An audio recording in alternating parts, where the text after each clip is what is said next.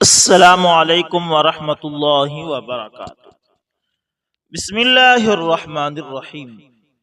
دوستو، خالد حربی سعودی traffic police میں officer ہیں۔ یہ کہتے ہیں کہ ایک دن ہمیں اطلاع ملی کہ مکہ روڈ پر ایک فیملی کی گاڑی کو حادثہ پیش آیا ہے۔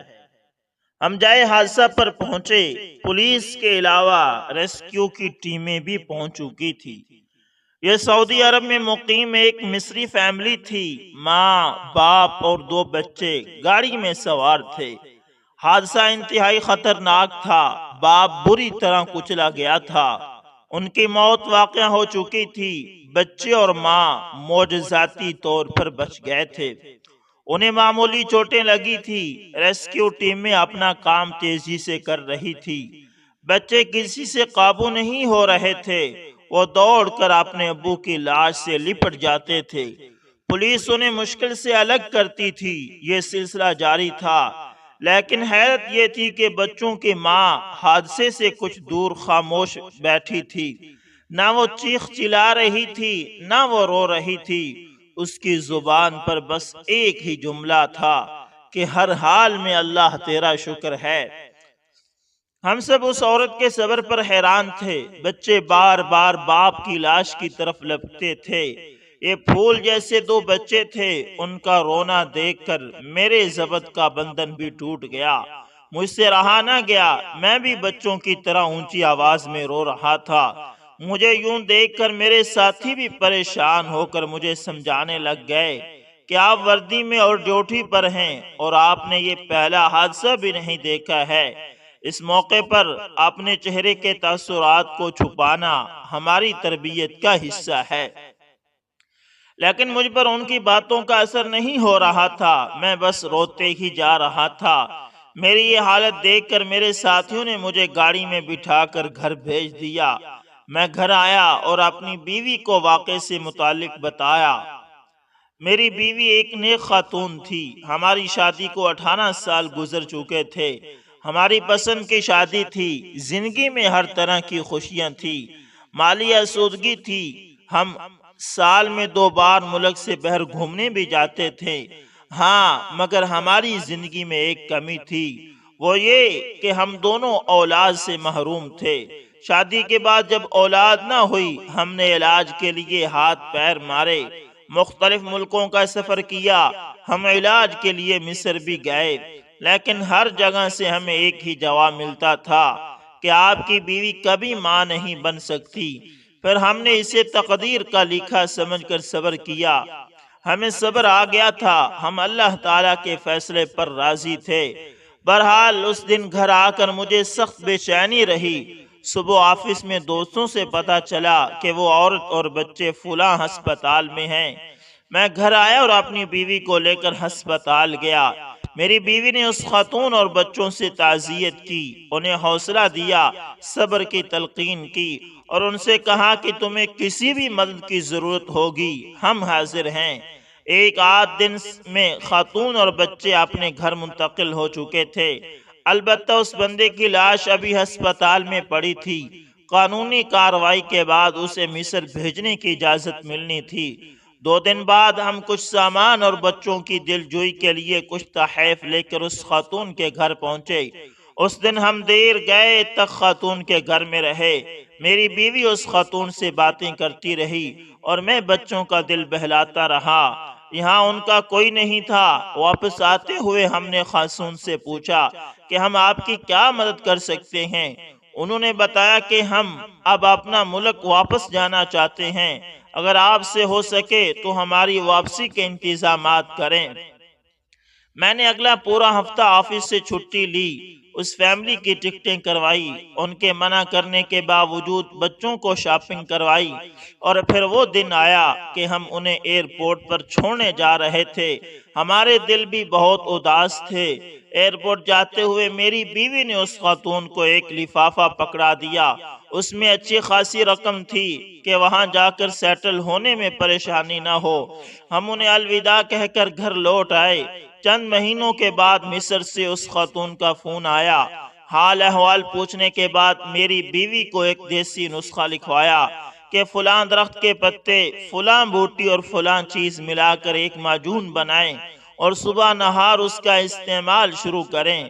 اب ہر دوسرے دن ان کا فون آتا اور وہ نسخے سے متعلق پوچھتی تھی کہ استعمال کیا جا رہا ہے کہ نہیں۔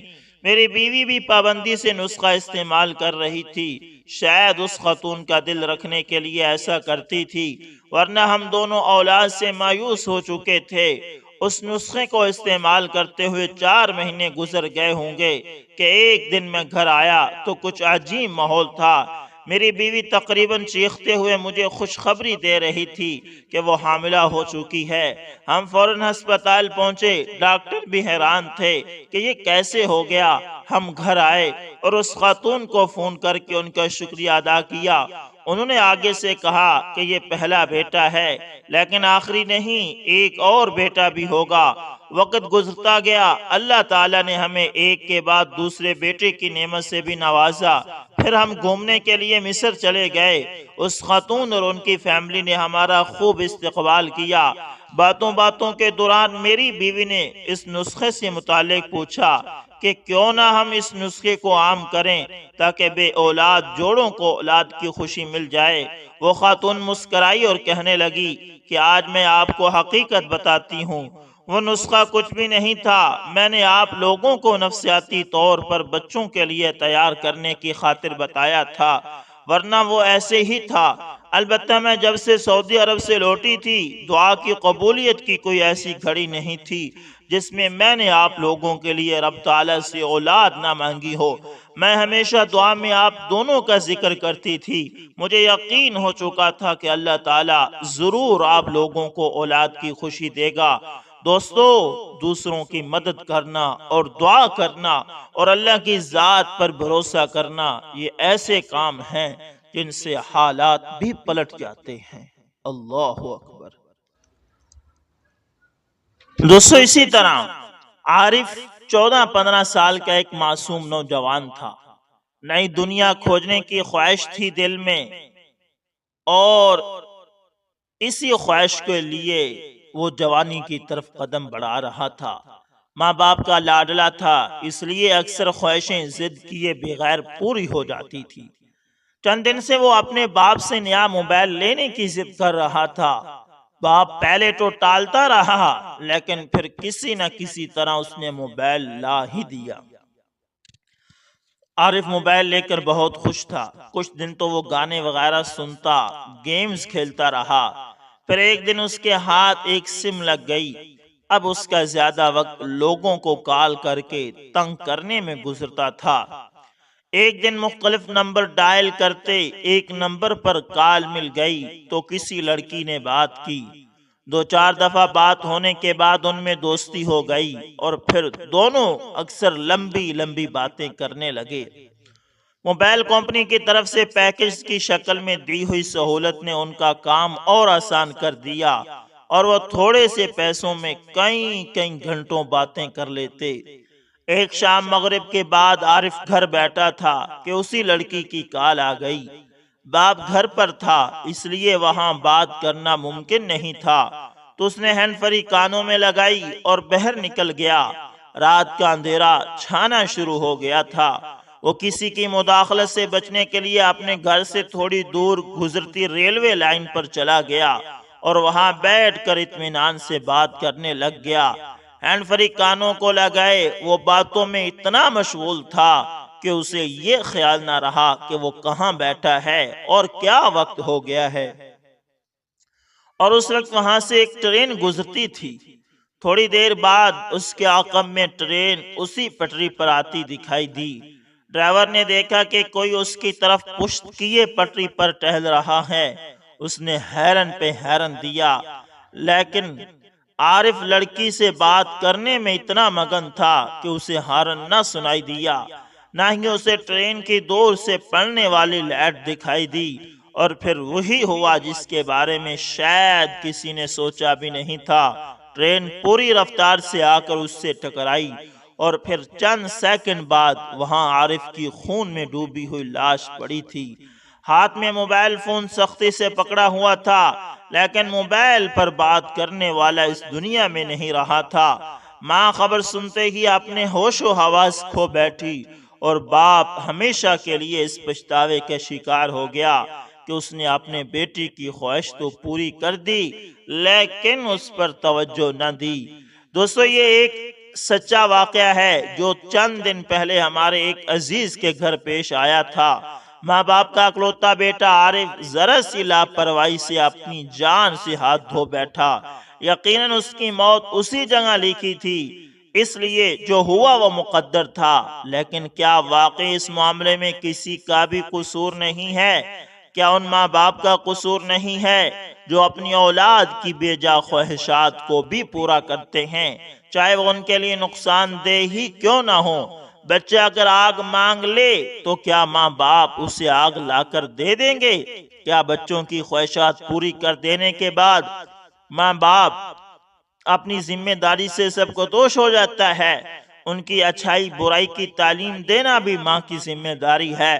صحیح چیز کی طرف رہنمائی اور ان کی نگرانی کرنا کیا ماں باپ کی ذمہ داری نہیں ہے؟ کیا ہماری موبائل کمپنیز اس کی موت کی ذمہ دار نہیں جو اپنے منافع کے لیے نوجوان نسل کو چند روپیوں میں گھنٹوں باتیں کرنے کے مواقع فراہم کر کے برباد کر رہی ہیں؟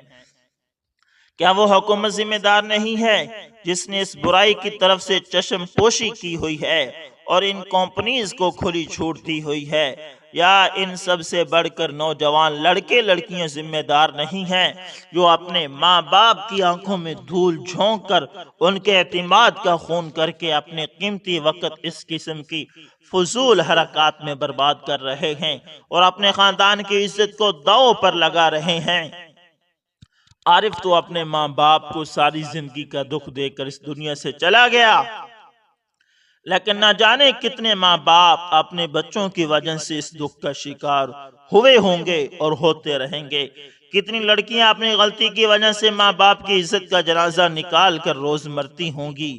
کیا اس کا کوئی علاج ہے؟ کوئی ہے جو اس طرف توجہ کرے؟ کوئی ہے جو نوجوان نسل کو اس ہلاکت سے بچائے؟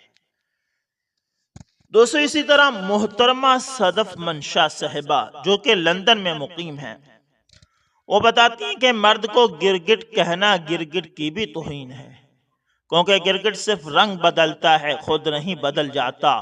مرد جب بدلنے پر آتا ہے تو مکمل بدل جاتا ہے۔ اس چیز کی مثال میرے سابقہ شوہر ہیں۔ وہ کہتی ہیں کہ میرے شوہر کا نام فاخر تھا، اس کا تعلق میڈل کلاس فیملی سے تھا، وہ مجھ سے محبت کا دعوے دار تھا، مجھے پانے کے لیے اس نے کئی جتن کیے تھے، کتنے لوگوں کو واسطہ وسیلہ بنا کر ہمارے گھر تک پہنچا تھا، اور پھر میری فیملی کو منانے کے لیے بھی اس نے پورا زور لگا دیا تھا۔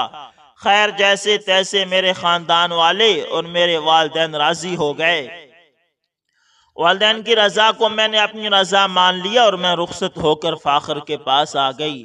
اس بات میں کوئی شک نہیں کہ وہ جس طرح کی محبت کے دعوے کرتا تھا اسے کہیں زیادہ بڑھ کر اس نے مجھے محبت دی تھی، مگر نہ جانے کیوں مجھے اس کے تعلق سے ایک وہم سا رہتا تھا کہ وہ محبت جو مجھ سے جتلائی جا رہی ہے وہ محبت نہیں صرف دکھلاوا ہے۔ میں نے اپنی محبت کو کئی بار آزمانا چاہا، لیکن میں نے سن رکھا تھا کہ اگر کسی کو آزمانا ہو تو اس کو آزمانے سے پہلے اسے کھونے کا حوصلہ بھی ہونا چاہیے، اور مجھ میں یہ حوصلہ نہیں تھا۔ میں اسے اس لیے چاہ کر بھی آزما نہ سکی۔ خیر ہمارا نباہ ہوتا رہا، وقت اپنی رفتار سے گزرتا رہا، ہمارے 3 بچے ہو گئے۔ اس دوران مجھے اپنے شوہر کی کچھ حرکتیں مشکوک لگنے لگیں۔ جب میں نے اپنے شوہر پر توجہ دی تو مجھے پتا چلا کہ میرا شوہر میری دوست کی محبت میں گرفتار ہو چکا ہے۔ میں نے پہلے سوچا کہ اپنی دوست سے بات کرتی ہوں کہ وہ میرا بسا بسایا گھر نہ اجاڑے، مگر پھر میرے ذہن میں خیال آیا کہ میں اپنے شوہر سے بات کروں، کیونکہ گلی سے گزرنے والے کو یہ کہنے کی بجائے کہ وہ نظریں جھکا کر گزرے تاکہ اس کی نظر ہمارے آنگن میں نہ پڑے، اس سے بہتر ہے کہ اپنی دیوار اونچی کر لینی چاہیے۔ میں نے اپنی دیوار اونچی کرنے کا فیصلہ کیا، یعنی اپنے شوہر سے بات کرنے کا فیصلہ کر لیا، مگر جیسے ہی میں نے اپنے شوہر سے بات کی تو وہ ساری باتوں سے مکر گیا۔ میرے پاس مکمل ثبوت تھے۔ میں نے اپنے شوہر اور اپنی دوست کی ملاقاتوں کے تمام ثبوت اور فوٹوز نکلوا کر رکھی ہوئی تھی۔ میں نے وہ سب کچھ اپنے شوہر کو فراہم کیا تو میرا شوہر ہتھے سے اکڑ گیا اور مجھے طلاق دینے کی دھمکی دے دی۔ جب مجھے شوہر کی طرف سے کوئی مثبت اشارہ نہ ملا تو میں نے اپنی دوست سے بات کرنے کا فیصلہ کیا۔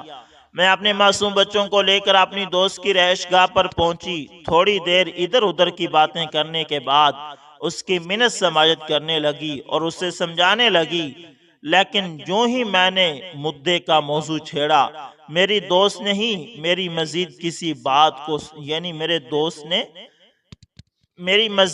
بات کو سننے سے انکار کر دیا اور مجھے اپنے گھر سے نکال بہر کیا۔ جب میرے شوہر کو یہ بات پتہ چلی کہ میں نے اپنی دوست کو بھی منع کیا ہے تو اس کی انا کو ٹھیس پہنچی اور اب وہ میری دوست کو لے کر میرے ہی گھر میں رہنے لگا، یہاں تک کہ اس سے نکاح کا فیصلہ کر لیا۔ میں نکاح میں رکاوٹ بنی تو میرے شوہر نے طلاق دے کر مجھے ہی راستے سے ہٹا دیا اور میں بچوں کے ساتھ اس پرائے دیس میں فقط اللہ کے سہارے پر رہ گئی۔ الحمدللہ اللہ تعالیٰ نے مجھے صبر دیا، میری مدد کی اور مجھے اپنے سوا کسی کا محتاج نہ کیا۔ میری زندگی میں صرف کچھ وقت کڑا آیا، وہاں بھی اللہ تعالیٰ نے میرا ایسا وسیلہ بنایا کہ میں سوچ بھی نہیں سکتی تھی۔ طلاق کی کچھ عرصے بعد میرے بچوں کی فیس سر پر آ گئی تھی۔ میرے پاس 1 پاؤنڈ بھی نہیں تھا کہ میں اپنے بچوں کی فیس ادا کر سکتی۔ میں مصلی پر اللہ تعالیٰ کے حضور سجدہ ریز ہو گئی تو پھر میرے دماغ میں یہی سوچ چل رہی تھی کہ میں بچوں کی فیس کا انتظام کس طرح کروں گی۔ بچوں کی فیس کی آخری تاریخ تھی۔ میں اپنے خدا سے مانگ رہی تھی کہ یا اللہ کوئی سبب پیدا کر دے میں بچوں کی فیس ادا کر سکوں۔ اسی دوران میرے دروازے کی گھنٹی بجی۔ میں نے دروازہ کھولا تو باہر الیکٹرک سپلائی کے 2 ورکر کھڑے ہوئے تھے۔ انہوں نے مجھے 500 پاؤنڈ پکڑاتے ہوئے بتایا کہ کسی غلطی کی بنا پر وہ پچھلے کچھ عرصے میں مجھ سے کچھ زیادہ رقم وصول کر چکے ہیں۔ آج وہ رقم واپس کرنے آئے ہیں۔ میں نے وہ رقم ان کے ہاتھوں سے پکڑی اور فوراً بچوں کی فیس ادا کر دی، اور بچوں کی فیس ادا کرتے ہوئے میرے ذہن میں یہ بات آ رہی تھی کہ اللہ تعالیٰ واقعی انسان کو وہاں سے رزق ادا کرتا ہے جہاں سے انسان سوچ بھی نہیں سکتا۔ میں اپنی اس تحریر میں بتانا چاہتی ہوں کہ مرد کے لیے آپ جتنی بھی بڑی سے بڑی قربانی دے لو، مرد اس سے پھلاتے ہوئے 1 لمحہ بھی نہیں لگاتا، اور محبت کے دعوے دار مرد جب بدلتا ہے تو انسان سے سیدھا درندہ ہی بن جاتا ہے۔ وہ کبھی سوچتا ہی نہیں کہ اس کے فیصلے سے سامنے والی لڑکی کا کتنا نقصان ہو جائے گا۔ دوستو امید کرتا ہوں ویڈیو اچھی لگی ہوگی، پسند آئے تو لائک شیئر کمنٹ لازمی کریں، اور اگر آپ ہمارے چینل AS انفارمیشن TV پر نئے تو اس کو لازمی سبسکرائب کریں اور ساتھ میں بیل کے نشان کو دبانا نہ بھولنا تاکہ ہر نئی ویڈیو کا نوٹیفیکیشن آپ لوگوں تک پہنچتا رہے۔ ملتے ہیں کسی نیکسٹ اچھی سی ویڈیو کے اندر، تب تک کے لیے اللہ حافظ، جزاکم اللہ خیر۔